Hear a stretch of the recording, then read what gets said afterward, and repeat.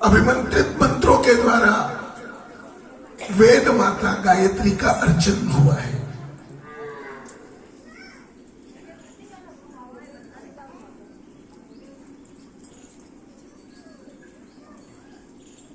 इसका इतना बड़ा महत्व है कि अंग प्रत्यंग में जितने भी नस नाड़ियां हैं,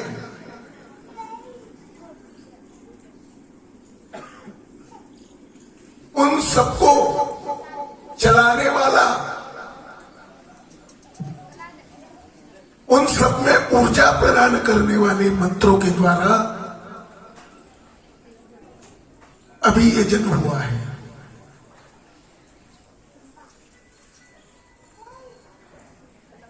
और इस यजन से ही इंद्रादि देवता तृप्त होते हैं। यजनम इंद्रादि देवानां पूजनम सत्कार भाजनम यज्ञ। यज्ञ किसे कहते हैं? वैदिक ऋषि कुमारों के द्वारा वेद मंत्रों के द्वारा उन देवताओं की तृप्ति के लिए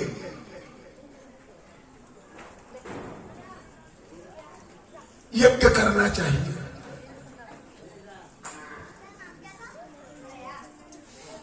यजनम इंद्रादि देवानां पूजनम। यहां पर समस्त देवी देवता, समस्त ब्रह्मांड के देवी देवताओं का आवाहन हुआ, पूजन हुआ, बड़े सम्मान के साथ और बड़े श्रद्धा के साथ, बड़े विश्वास के साथ। पूजन होने के पश्चात उनका अर्चन, और अर्चन होने के पश्चात उन्हें आहुतियां प्रदान की है। उन तक ये आहुतियां कैसे पहुंची? अग्नि के द्वारा। सर्वप्रथम इस यज्ञ में जल पूजन हुआ है।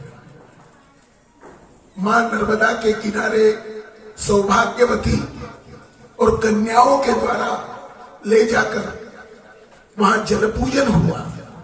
जल मातृका, स्थल मातृका, जीव मातृका, समुद्र का पूजन, नदियों का पूजन, उस सबका, सारे जितने भी समुद्र हैं, सारी नदियों का आवाहन पूर्वक उसमें प्रतिष्ठा की गई और वही जल परिक्रमा पूर्वक यज्ञशाला में लाया गया। उसके पश्चात महागणपति पूजन, जो रिद्धि सिद्धि के दाता है, उसकी प्रतिष्ठा हुई।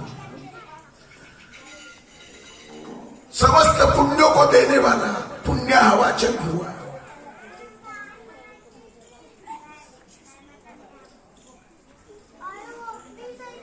षोडश मातृका, सप्तघृत मातृका, उनका पूजन हुआ। फिर हमें जो निवास की शक्ति देते हैं इस शरीर में भी, और इस शरीर की रक्षा के लिए भवनों के रूप में, महलों के रूप में, वो वास्तु की प्रतिष्ठा हुई। इस यज्ञ में जितने भी स्तंभ देख रहे हैं, उन सब में देवी देवताओं की प्रतिष्ठा हुई। समस्त ब्रह्मांड के जितने भी ग्रह हैं, उनकी प्रतिष्ठा हुई। और भगवान की जो मिलिट्री है, जो सैनिक है, उनकी प्रतिष्ठा हुई। जो जगत की रक्षा के लिए चारों ओर, दसों दिशाओं में हमारी रक्षा के लिए बैठे हैं, उनकी प्रतिष्ठा हुई, पूजन हुआ और उनका हवन भी हुआ है। फिर जिसमें समस्त ब्रह्मांड के देवी देवता हैं, सर्वतोभद्र मंडल, उनका पूजन हुआ, अर्चन हुआ और होम हुआ। फिर आद्या शक्ति, वेद माता गायत्री और सूर्य और रुद्र, इनके महामंत्रों के द्वारा लाखों लाख आहुतियां हो चुकी हैं। ये साधारण बात नहीं है। एक महापूजा से भी बहुत बड़ी पूजा में बैठे हैं। ये जब तक देवताओं के आशीर्वाद के बिगर और आप लोगों के पुण्यों के बिगर ये असंभव है, हो ही नहीं सकता। और इसके पीछे सबसे बड़ी शक्ति जो काम कर रही है वो 5 प्रकार के गकार इस यज्ञ में काम कर रहे हैं। कौन से गकार है? सबसे पहला गकार है गौ, दूसरा गकार है गणेश, तीसरा गकार है गीता, चौथा गकार है मां नर्मदा गंगा।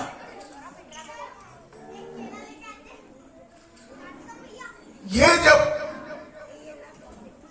आशीर्वाद प्रदान करते हैं और इनकी जब कृपा होती है तभी इतने दिव्य यज्ञ संपन्न हो सकते हैं। तो इसका उत्तर यही है कि आप सभी लोगों में ये देवी देवताओं की प्रतिष्ठा हुई है। आप अपना अर्थ समझिए कि हम कितने पुण्यवान हैं, कितने भाग्यशाली हैं, कितने जन्म जन्मांतर के हमारे पुण्य उदय हुए हैं जब भी इस ओंकार वैडूर्य मणि पर्वत पर हमें स्थान मिला और हमें ऐसा अवसर मिला।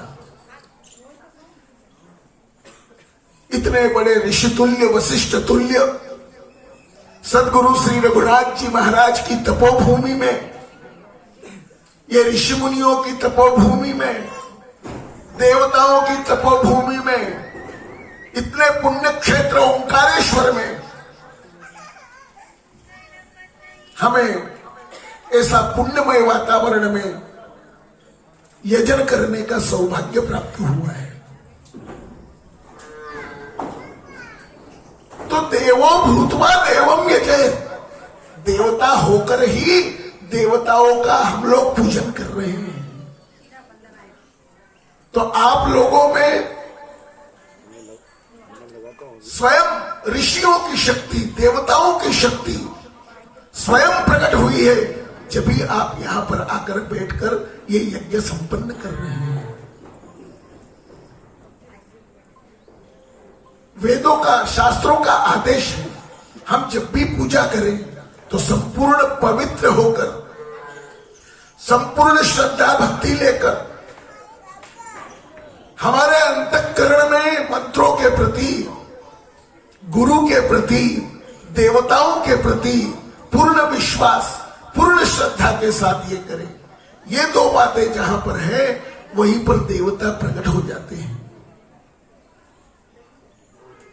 देवो भूतवा देवम यजे, देवता होकर ही देवता का पूजन करें। यजनम इंद्रादिदेवानां पूजनम सत्कार भाजनम यज्ञ। और यज्ञ किसे कहते हैं? यज्ञा यज्ञा वो गिरया च दक्षसे,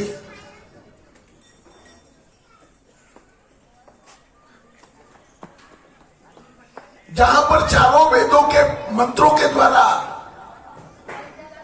अर्चन हो रहा हो, जहां उसके ऊपर व्याख्यान हो रहा हो, जहां वो व्याख्यानकर्ताओं का सम्मान हो रहा हो, उनका आदर हो रहा हो, उनके प्रति श्रद्धा जागृत हो रही हो, उसे यज्ञ कहते हैं। इज्जन्ते चत्वारि वेदाः सांगाः सरहस्याः उद्घोष्यन्ते उपदिश्यन्ते इति यज्ञ।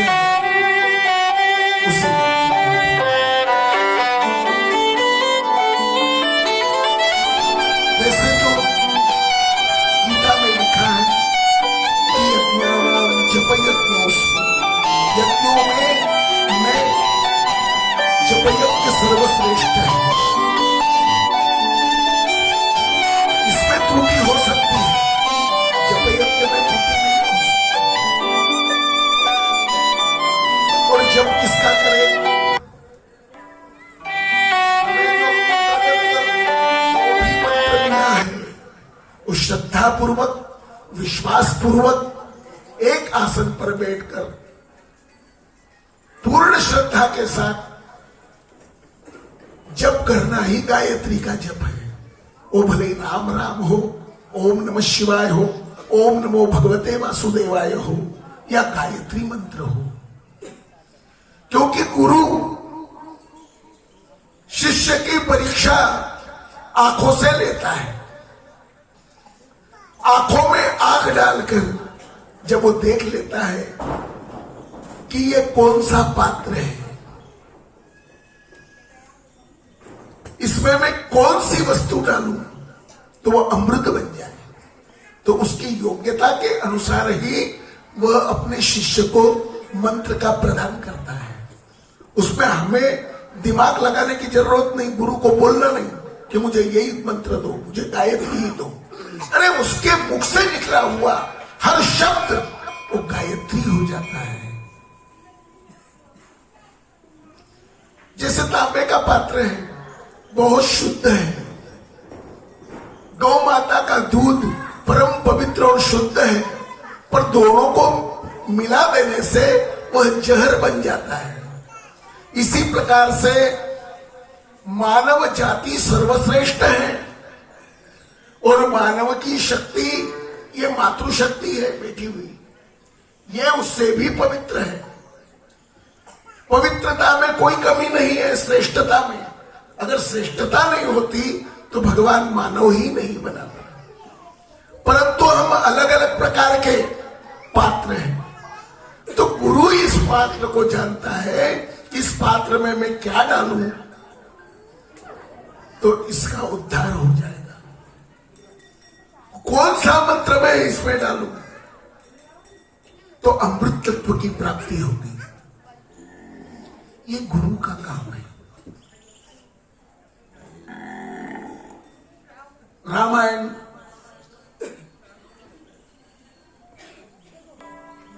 हनुमान चालीसा में शुरू में गुरु की वंदना की, इसीलिए वो गुरु शब्द का अर्थ भी है गुरु यानी ऊंचा। संगीतकार बड़े बड़े या वैदिक लोग कौन सा स्वर लगाया, गुरु स्वर यानी ऊंचा स्वर। कौन सा स्वर लगाया, मध्यम।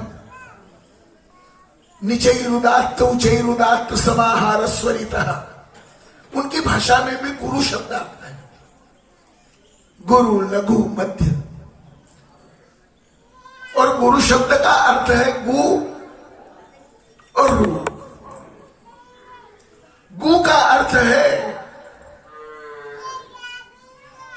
अंधकार और रू का अर्थ है प्रकाश। जो गुरु या जो ऋषि या देवता अपनी शक्ति से समस्त प्रकार के उसके तिमिर को, अंधकार को मिटा दे और प्रकाश की ओर ले जाए, उसका नाम गुरु है।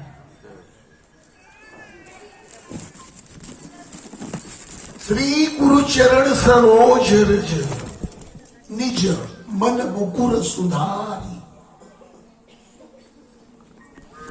जैसे ही उसे दीक्षा प्राप्त होती है उसके अंदर एक शक्ति प्राप्त होती है। कौन सी? निज मन मुकुर सुधार। निज मन मुकुर सुधार। मुकुर का अर्थ होता है दर्पण। उसके मन में वो दर्पण दिख जाना चाहिए कि मैं क्या हूं, कोहम कस्पम कुता आयातम, कौन हूं मैं, कहां से आया हूं और मुझे क्या करना चाहिए, मेरा कर्तव्य क्या है। जब तक आप अपने आप को नहीं जानोगे तब तक आप किसी को भी नहीं जान सकते। इसीलिए कभी समय मिले तो थोड़ा जप करो, ध्यान करो और उसके पश्चात अपने आप का अपने अंतरंग में झांक कर देखो, सब कुछ मिल जाएगा। क्योंकि इस शरीर में ही सब कुछ विराजमान है, बाहर कुछ नहीं। आत्मचिंतन की आवश्यकता है।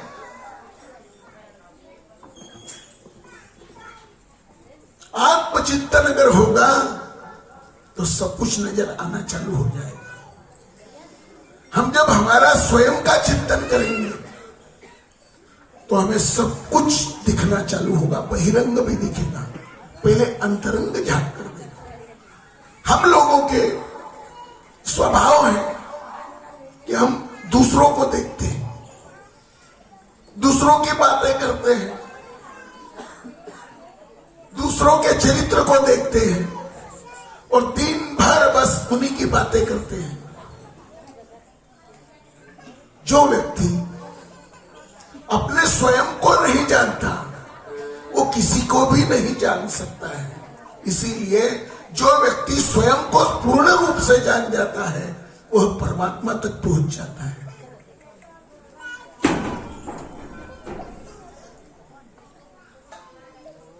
और ये केवल जानने की शक्ति केवल गुरु तत्व ही दे सकता है, देव तत्व ही दे सकता है, आपकी ये तपश्चर्या ही दे सकती है। अब ये जो ओंकार पर्वत पर या किसी भी तीर्थ में आप करोगे तो यहां पर करने का फल है करोड़ों करोड़ों जन्म बीत जाएंगे, पर ये पुण्य आपका कभी समाप्त नहीं होगा। क्योंकि एक तो पर्वत है, शास्त्रों में महत्व है, पर्वत के ऊपर करने से क्या होता है, गौशाला में करने से क्या होता है, किसी मंदिर या शिवालय में करने से क्या होता है, किसी नदी के किनारे करने से क्या होता है, समुद्र के तट में करने से क्या होता है, और शून्य स्थान पर करने से कौन सा फल मिलता है। तो इस जगह पर सारे प्रमाणित स्थान है, नदी का तट भी है, पर्वत भी है, गौशाला भी है, वेदशाला भी है, जहां वेद का रक्षण शिक्षण प्रशिक्षण सभी होता है, और यज्ञशाला भी है और गुरुशाला भी है। सारे जितने भी धर्म जो शास्त्र ने बताए हैं स्थान के बारे में वो सब एक जगह उपस्थित है। तो यहां का किया गया पुण्य कभी समाप्त नहीं होगा।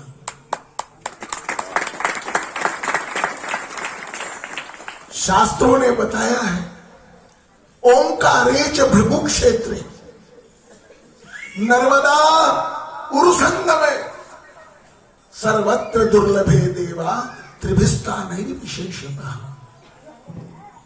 भगवान ने कहा है कि ओंकार का जो क्षेत्र है वो त्रिभुवन में कहीं भी नहीं है।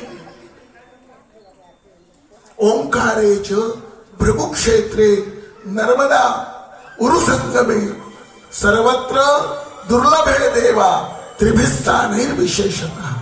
ये 3 स्थानों की विशेषता है। कौन कौन सा? ओंकारेश्वर का क्षेत्र, नर्मदा उरुसंगमे अमरकंठ, भृगु क्षेत्र गुजरात का भरूच, उसे भृगु क्षेत्र कहते हैं। मानव जीवन की सफलता क्या है? भगवत दर्शन और कुछ नहीं। अथवा तो जिसे भगवत दर्शन हो चुका है उसके दर्शन, अथवा तो उसकी सेवा, उसका संग। यही मानव जीवन की साफल्यता है। मानव जीवन कब सफल होगा?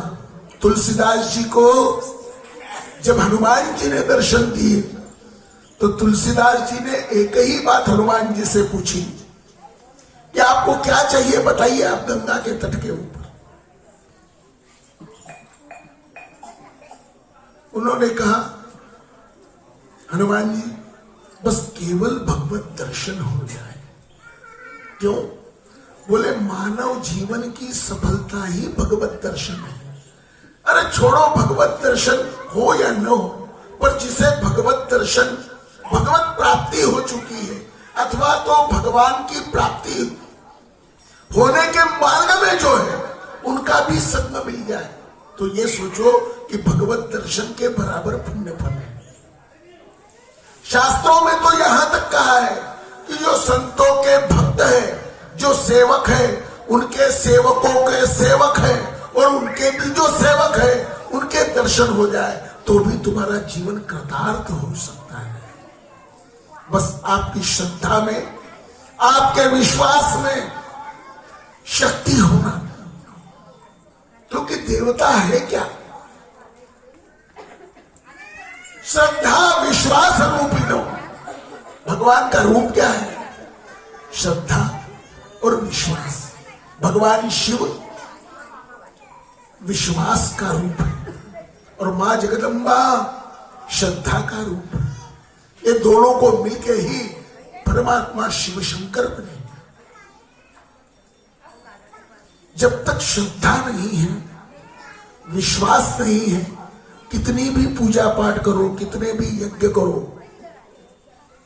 कितनी भी तपश्चर्या करो, कुछ प्राप्ति नहीं होगी।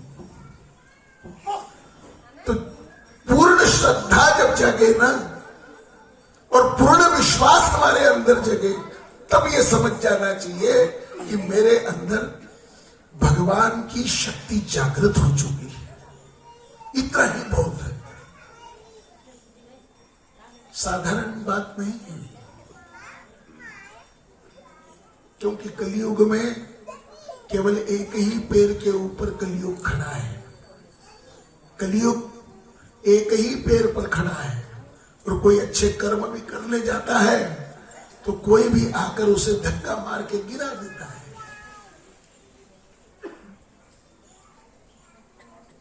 काय करी रहेस तू? कहां जाई रहेस? क्या कर रहा है? वो रोक देगा। शुभ कार्य में ही कई प्रकार की अड़चन आएगी।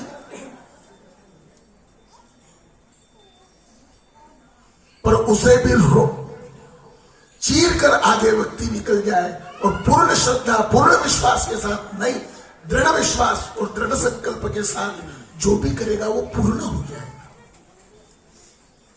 इसीलिए धर्म कभी भी मन से करो, व्यापार मन से नहीं होगा, व्यापार बुद्धि से होगा, धर्म मन से होगा।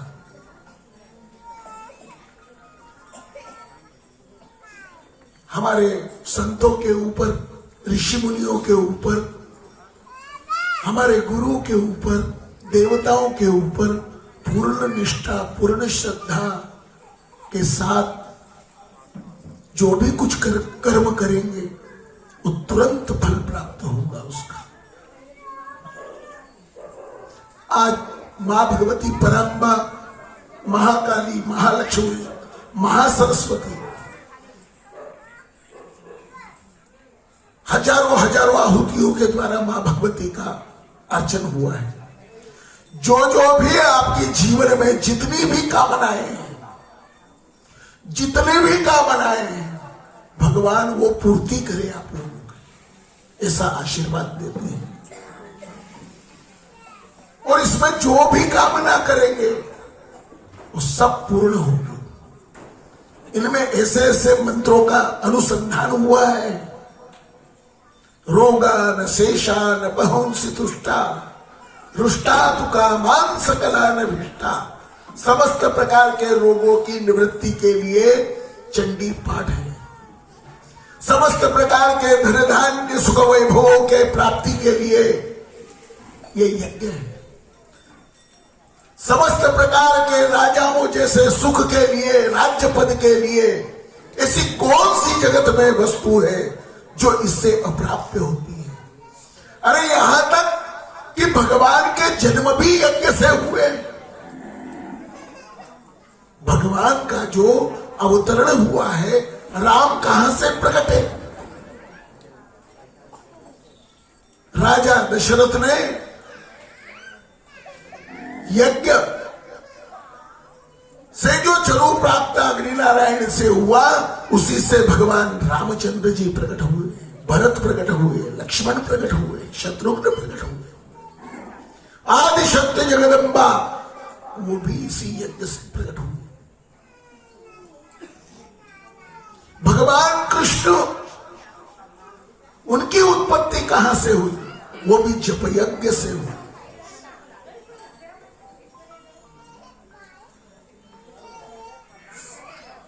तो यज्ञ कोई साधारण चीज नहीं है। उसी प्रकार से यज्ञ ऐसा क्यों दिख रहा है हमें इतना बढ़िया? इसके पर्दे के पीछे बहुत लोग हैं। कहां से सामान लाए, किसने सामग्री दी, वो तो बेचारे सामने है ही नहीं। कितनी कितनी मेहनत की होगी। वो देखो उधर लगा हुआ है पंडाल, वो कितनी मेहनत कर रहे हैं। कोई भोजन बना रहा है, कोई लकड़ी काट रहा है, कोई कंडे बना रहा है। साल भर पहले से इसकी व्यवस्था करना पड़ती है। कोई सामान चला रहा है। इसके पीछे बहुत बहुत बहुत बड़ा तप है। आप लोग भी जो यजमान बैठे, कहां कहां से आई, कितने कितने कष्ट करके, कोई किधर सोया है, कोई किधर सोया है। आप लोगों का भी बहुत बड़ा तप है। ये ऋषि लोग जो बैठे हैं, आपको मंत्र सुना रहे हैं, इन लोगों ने भी कितना कितना तप किया होगा। उसका ही यह फल है कि आज ये 33 कोटि देवताओं का सभा मंडप में हम लोग ये अर्चन कर पा रहे हैं।